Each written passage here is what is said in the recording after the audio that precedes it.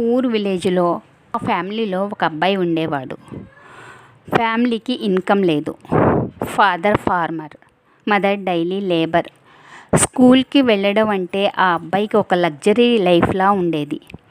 ఆ అబ్బాయికి ఒక షర్టు, చినిగిన షూస్ అండ్ రోజంతా ఎండలో నడిచి స్కూల్కి వెళ్ళడం, సాయంత్రం ఫీడింగ్లో పనిచేయడం, ఇలా చాలా సంవత్సరాలు అయ్యాయి.